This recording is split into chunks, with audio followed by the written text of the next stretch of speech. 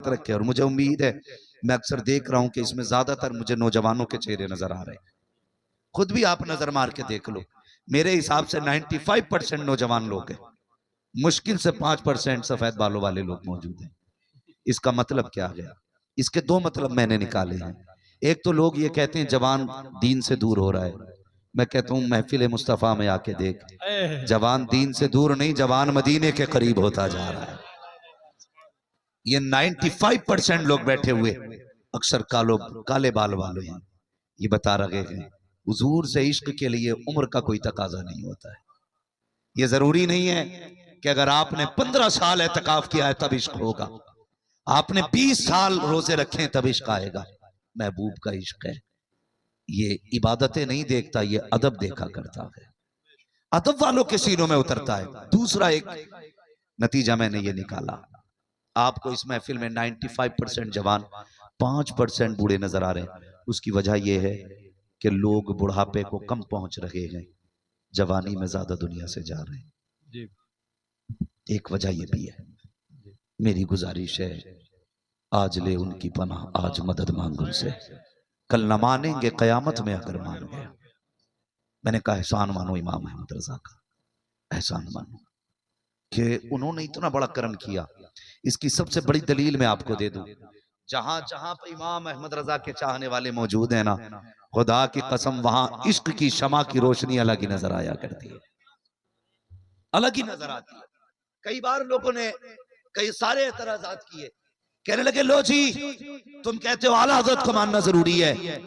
मैंने कहा तुम नहीं जानते, एक है जाते आला हजरत, एक है तालीमात आला हजरत।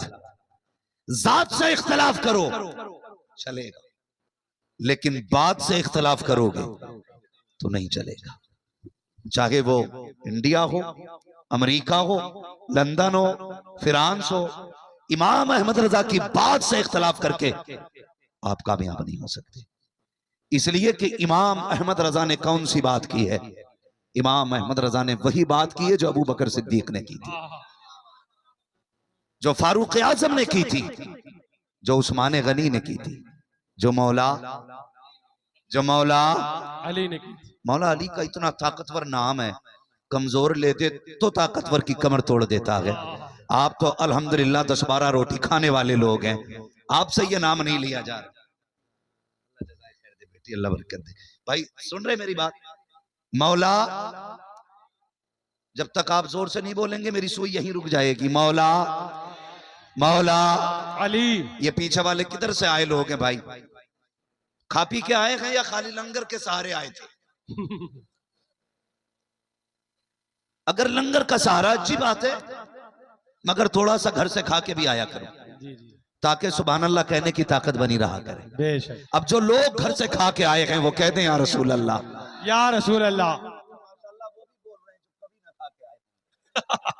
अपने घर की बुराई कोई नहीं करा, है ना? कोई नहीं कराना चाहता है।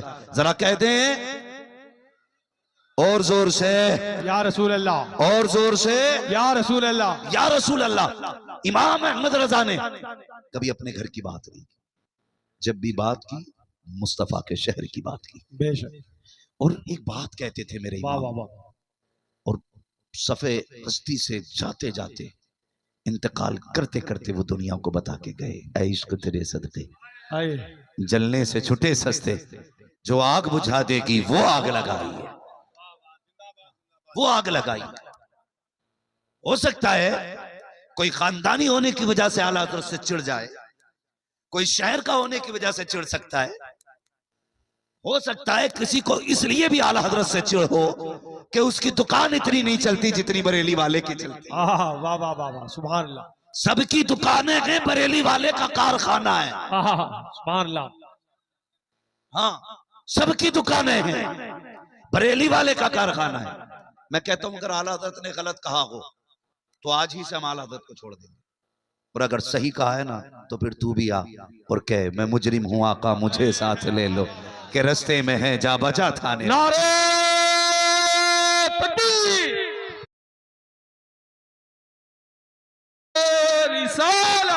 मसलके आला हजरत, मसलके आला हजरत, फैजाने आला हजरत, बस्ती बस्ती करिया करिया, ताजुश शरिया, बस्ती बस्ती करिया करिया, हम सब की बख्शिश का जरिया, कौन बना मेहनाने काबा, ताजुश नारे तकबीर, नारे रिसालत।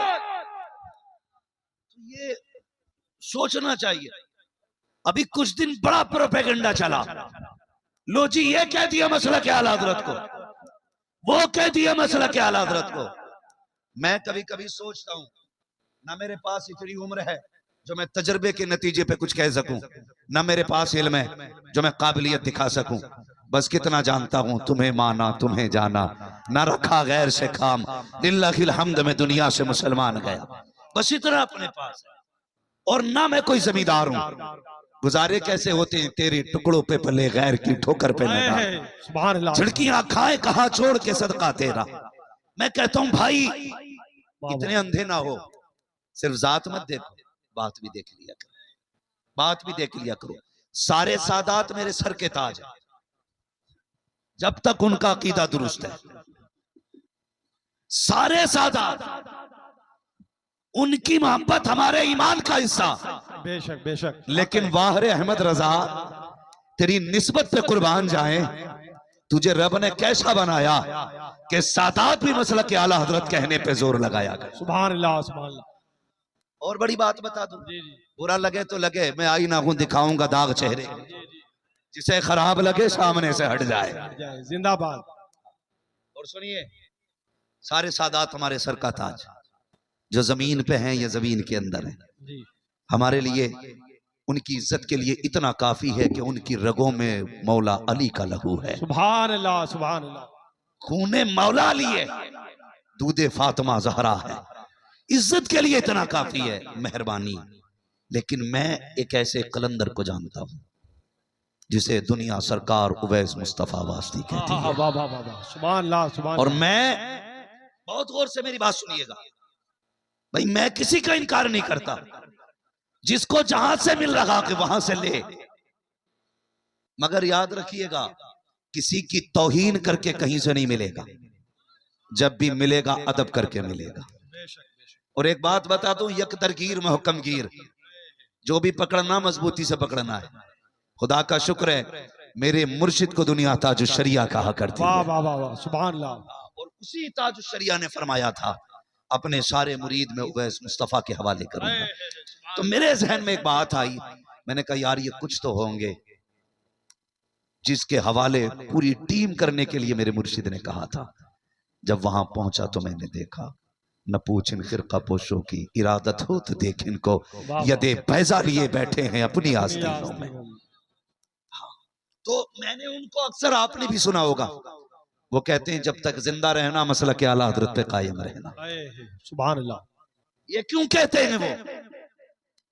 सुने सारे लोग जिन्हें अपनी डिग्रियों पे नाज है ना, वो डिग्री जेब में रखो, इल्म तो शैतान के पास भी बहुत था, लेकिन अदब जिब्रील के पास था, अदब मीकाईल के पास था, अदब इसराफील और इसराइल के पास था, शैतान के पास अदब नहीं था। अगर इल्म का घमंड हो तो जेब में रख अपनी सर्टिफिकेट को, यहाँ आना पड़ेगा तो झुक के आना पड़ेगा। जो जितना झुक के आता है उतना ज्यादा लेके जाया करता है। खुदा की कसम, मसलक के आला हजरत के नारे यूं ही बिला वजह नहीं लग रहे हैं। कुछ दिन पहले फिलिस्तीन की सरजमीन से बैतुल मुकद्दस का वीडियो आया, उसके अंदर सलाम पढ़ा गया, तो सुनिए वो सलाम कोई और नहीं, मुस्तफा जाने रहमत पहला को सलाम, शमे बज़ में हिदायत पे लाखों सलाम। मैं सोचने लगा जिनकी ज़बान अरबी है वो ये सलाम पढ़ रहे हैं, तो मेरे अक्ल ने कहा था नादान, ये सलाम ज़बान की बुनियाद पे नहीं बल्कि जमीन पे इश्क की बुनियाद पे पढ़ा जाता। जिंदाबाद जिंदाबाद। बहुत खूब। नारे तकबीर, नारे रिसालत, सलामे आला हजरत, कलामे आला हजरत मुफ्ती हम्माद साहब किबला। हम बरेली वाले, मैं तो देखो जी सीधी सी बात करता हूं, एक कम पढ़ा लिखा आदमी, मैं तो ऐसी बात कहता हूं जो समझ में आ जाए। मैं कहता हूं जितना आला हजरत ने लिखा है ना वो सारा साइड कर दो, हटा दो एक तरफ।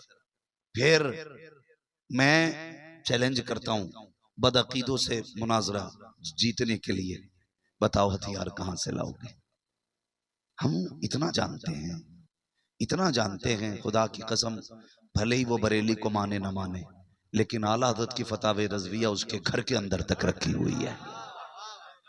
बेशक बेशक। और रह गई बरेली की मरकजियत की बात, तो बरेली कल भी मरकज था, आज भी मरकज है, सुबह कयामत तक मरकज रहेगा। वजह यह है कि जो मसाइल आज भी कहीं हल नहीं होते हैं, वो सारे मसाइल शहर बरेली में लाके हल किए जाते हैं। बेशक बेशक, सुभान अल्लाह। और ये बात अपनी जगह है। कोई फतावे रज़विया छुपा के रखता है, कोई छाप के रखता है। कहीं फतावे रज़विया तिपाही के ऊपर मिलेगी, कहीं नीचे मिलेगी। जब मसले हल नहीं होते तो फिर आला हज़रत की चौखट पे आना ही पड़ता है। बेशक बेशक। तो ये हमारे इमाम का तशरीफी कारनामा। और अगर बात अकीदे की जाए तो सुने, मेरे इमाम ने हम लोगों के नजरिए और अकीदे को मजबूती दी है। मेरी गुजारिश है खुदारा सारी खानकाहों से हाथ जोड़ के कहता हूं, अपने झगड़े फुरूई खत्म करो, सिर्फ एक जगह के बैठ जाओ, सारे एक जगह के बैठ जाओ। जो इख्तलाफात है, अगर किसी ने ऐसी गलती की है कि जो शरई तौर पर तौबा उस पे लाजिम है, तो वो तौबा कर ले। क्या जाता है? झुकना आदम की सुन्नत है, अकड़ना शैतान का तरीका है। और सारे आकर के एक मिंबर पे बैठो, एक मिंबर पे बैठो। खुदारा अब ये खान की इख्तलाफात में पड़ने का वक्त नहीं है, अब उम्मत को मुत्तहिद होने का वक्त है, अब एक जगह इकट्ठा होने का वक्त है। ये हालात हमें तबाही की तरफ लेके जा रहे हैं। और सुनिए, मत हो आला हज़रत के झंडे के नीचे खड़े, मत हो गौसे पाक के झंडे के नीचे खड़े, सबसे बड़े तो मुस्तफा हैं, कम से कम ला इलाहा इल्लल्लाह के झंडे के नीचे खड़े हो जाओ, यहां के खड़े हो जाओ। वरना मैं एक सीधी सी बात करूं, डॉक्टर इकबाल ने कहा था, न संभलोगे तो मिट जाओगे हिंदी मुसलमानों, तुम्हारी दास्तान तक भी न होगी दास्तानों में। इसलिए खुदारा सफों में मोहब्बतें पैदा करें, अकीदतें पैदा करें। अगर कलाम किसी का भी है और इश्क में डूब के लिखा गया है तो चिड़ मत पढ़ने दे, चिड़ मत पढ़ने दे। इसलिए कि कुछ शेर ऐसे भी होते हैं जिन्हें सुनने के लिए हुजूर मदीने से खुद आ जाया करते हैं। सुभान अल्लाह, सुभान अल्लाह। गलत नहीं कह रहा हूं। इमाम बुसीरी ने कसीदे बुर्दा शरीफ लिखा, हुजूर खुद आ गए, फरमाने लगे सुनाना क्या लिखा है। मेरे हुजूर ने सुना, तोहफे में चादर अता की। कहते हैं दी ख्वाब में थी, उठ के देखा सरहाने में हुजूर की दी हुई चादर। सुभान अल्लाह। कुछ चीजें ऐसी होती हैं वो बंदा हिसाब लगा रखा है। और इमाम अहमद रजा तो समझ में ही नहीं आते। सारी यूनिवर्सिटीज के अंदर चले जाओ, 12 से ज्यादा इल्म नहीं पढ़ाए जाते, लेकिन इमाम अहमद रजा से किसी ने कहा हुजूर आपको कितने उलूम आते हैं? तहकीक के बाद पता चला आला हज़रत को 156 से ज्यादा उलूम पे महारत ताम हासिल। किसी ने पूछा बताइए ये कितने कहां पढ़े? कहने लगे 14 उलूम असातिज़ा से सीखे थे, बाकी उलूम बगदाद वाले गौसुलवरा ने सिखा दिए थे। जो कसबी चीजें हैं उनका मुकाबला कर सकते हो, जो अताई हैं उनका मुकाबला नहीं कर सकते हैं। और समझिए आला हज़रत का, अगर आज हम मसलक आला हज़रत के झंडे के नीचे खड़े हो गए ना तो बड़ा काम कर लेंगे, हम बड़ा काम कर जाएंगे। ये इख्तलाफात लो जी, क्यों नारा लगता मसलक आला हज़रत का? एक साहब के पास गया, उनके नाम के आगे हनफी लिखा था। मैंने कहा जनाब ये हनफी क्यों लगाया? कहने लगे हर चीज पे झगड़ा है, रज़वी लगाओ, चिश्ती लगाओ, वारसी लगाओ। मैंने कहा यार झगड़ा तो क्या हुआ? कहने लगे मैंने हनफी लगाया, इस पे कोई झगड़ा ही नहीं। तो मैंने कहा जनाब तुम्हें ये नहीं पता भाई, कम उधर कर दो, नुकसान देगा। मैंने कहा आपको ये नहीं पता है कि ये झगड़े वाले ही जन्नत में जाने हैं, ये झगड़े वाले ही जन्नत में जाएंगे। मैंने कहा वारसी लगा, कहा क्यों? मैंने कहा जन्नतियों की पहचान है। चिश्ती लगा, क्यों? जन्नतियों की पहचान है। रज़वी लगा, जन्नतियों की पहचान है। बरकाती लगा, जन्नतियों की पहचान है। वास्ती वाहिदी लगा, जन्नतियों की पहचान है। हनफी लगाया, कहा इसलिए कि ताकि झगड़े से निकल जाऊं। मैंने कहा बता तो सकी, तुझे चिढ़ है ना रज़वी लगाने से? कहा यार ये बताओ क्यों हनफी लगा लिया तो क्या हुआ? मैंने कहा बता किस अकीदे का जानने वाला है, कौन सा तू मिशन रखता है, तेरी ज़हनियत क्या है? उसने कहा वही अकीदा है जो सुन्नियों का होता है। मैंने कहा पता कैसे चलेगा? इमाम आजम वाला हूं। मैंने कहा इमाम आजम वाले तो वो भी है जो मुस्तफा को अपने जैसा कहते हैं, इमाम आजम वाले तो वो भी है जो नबी को बेइल्म कहते हैं। पता कैसे चलेगा? सुनो, अगर पहचान करनी है अपने नाम के आगे बरेली वाले की निस्बत देनी पड़ेगी। दो निस्बत तब पता चलेगा। और आला हज़रत की निस्बत इसलिए नहीं लगा रहे कि भाई जमींदार बाप का बेटा है। ये बात अपनी जगह सुने, बाकी पीर भले ही अगरबत्तियों से मालदार हुए हों, आला हज़रत वो हैं जिनके बाप के पास लाखों बीघे का जंगल है। सुन ले कान खोल करके, लाखों बीघे के जंगल के मालिक जिनके बाप हैं। आला हज़रत इमाम अहमद रजा ने हमें अकीदा दिया, और कोई गैब क्या तुमसे निहा हो भला, जिंदाबाद जिंदाबाद। जब ना खुदा की छुपा तुम पे करोड़ों दुरूद। इमाम अहमद रजा ने अकीदा दिया, वो जो न थे तो कुछ न था, वो जो न हो तो कुछ न हो, जान है वो जहान की, जान है तो जहान है। ये 3 मुल्कों में सबसे ज्यादा आला हज़रत को माना जाता है, इंडिया, पाकिस्तान, बांग्लादेश।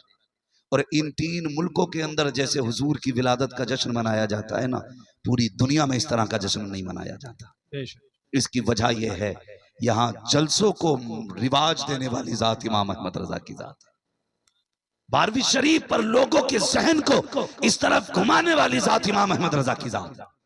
और याद रखिएगा, इमाम अहमद रजा ने नया काम नहीं किया, इमाम अहमद रजा ने वो काम किया कि जो 1400 साल पहले से होता चला रहा है। 1400 साल पहले से होता चला रहा है। ये कुमकुमिये देख रहे हैं ना, ये लाइटिंग, एक बार मुड़ के देख लो जरा मदरसे का चेहरा, जिसने ना देखा हो कम से कम मदरसे का चेहरा देखे। ये देख रहे हैं ना लाइटिंग, इस पे कितने एतराजात होते हैं। ये बल्बियां लगा ली, ये कुमकुमियां लगा ली, इतनी लाइट लगा ली। आला हज़रत कहते हैं तुझे एक लाइट से मसला है, वो कहते हैं वो जो न थे तो कुछ ना था, वो जो ना हो तो कुछ ना हो, जान है वो जहान की, जान है तो, जान है तो, जान है तो। सुन्नियों का एक नारा लगता 12वीं पे, सरकार की आम मरहबा। भी कहां से रात के 3 बजे तक मोबाइल चलाते हो, 11 बजे सो के उठते हो। तो भाई डॉक्टरों का कहना यह कि बिला वजह बंदा रात को जाग ले तो बूढ़ा हो जाता है। तुम तो जागते भी हो, मोबाइल में आंखें फोड़ते भी हो, तो अब जवानी बचेगी कहां से। मैंने एक को देखा 12वीं पे ना, झंडा अपने वजूद से बड़ा और पूरी ताकत से हिला रहा था, पूरी ताकत से, और झंडे से ज्यादा खुद हिल रहा था। ये जवानियां, इन्हें जवानियां कहते। किधर गई जवानियां? नौजवानों, जिंदगी की हिफाजत भी फर्ज है तुम पे। टाइम से सोया करो, टाइम से उठा करो। सबसे लेट सोने वाली कौम मुसलमान है, और सबसे बाद में उठने वाली कौम भी मुसलमान है। हाँ, सोते हैं उनके साए में, कोई हमें उठाएगी, पड़े रहते हैं बिस्तर पे। और जो मस्जिद के मुतवल्ली हैं, उन्होंने भी इमाम को उठाने का ठेका ले रखा है। सर्दी कितनी भी तेज क्यों ना हो, लल्ला को कंबल उड़ा के आएगा, और इमाम की आके ऐसे चादर फेंकता, शाक इमाम बेचारा उठे नहीं। टाइम जा रहा जमात का, इमाम की जमात के 3 मिनट ज्यादा हो जाए तो मुतवल्ली के पेट में दर्द हो जा। अपने बेटे को महीना गुजर जाता, मस्जिद नहीं आता तो कोई फिक्र नहीं होती। किधर जा रहे हैं? बहुत प्यारी बात है, बहुत प्यारी बात। कौन से डगर पे चल रहे हैं हम? अगर हमारा बेटा, खुदा की कसम, ये मदरसे आज सबसे ज्यादा मजलूम है, इन्हें कितना वक्त देते हो? हमारे बेटे का आधा घंटा कुरान के लिए है, 20 मिनट कुरान के लिए है। मौलवी जल्दी ट्यूशन पढ़ा के छुट्टी दे, कहा किस लिए? कहा 6 घंटे के लिए। मेरे बेटे को इंग्लिश सीखने के लिए जाना है। कुत्ता बिल्ली पढ़ने 6 घंटे के लिए मेरा बेटा जाएगा, उसके बाद फिर 3 घंटे के लिए मेरा बेटा ट्यूशन पढ़ने के लिए जाएगा। तुमने 6 घंटे स्कूल में दिए, 3 घंटे ट्यूशन के लिए दिए, 9 घंटे तुमने इंग्लिश के लिए दिए, आधा घंटा कुरान के लिए दिया। तुम्हें क्या लगता है कुरान इतना लावारिस है, उसे आधा घंटा दोगे? खुदा की कसम, कुरान वो है जो जमीन वालों का भी वारिस है और जमीन के नीचे वालों का भी वारिस। नारे तकबीर, नारे रिसालत, अज़मत कुरान मजीद, नारे तकबीर, नारे रिसालत। कितना वक्त देते हैं हम कुरान को?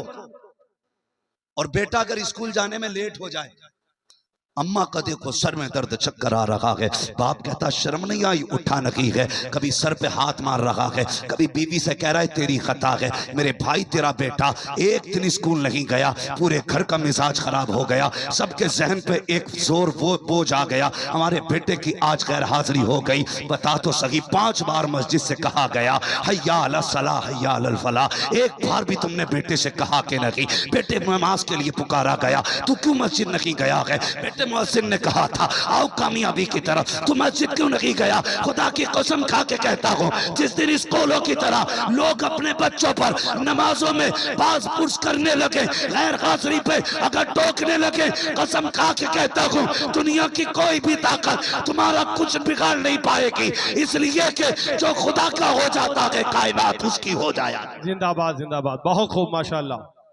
हाँ, बेशक। फिक्र मस्जिद जाने की, बेटा गया क्या? कौन चाहता मस्जिद जाए ना जाए बेटा? बस कुछ लोग तो ये कहते जी घड़ी दे रहे हैं तो पढ़ी पढ़ाई लेंगे। हाँ? कई ऐसे जागिल इलाके जहां पे ये कहा जाता जब घड़ी दे रहे हैं तो पढ़ी पढ़ाई लेंगे।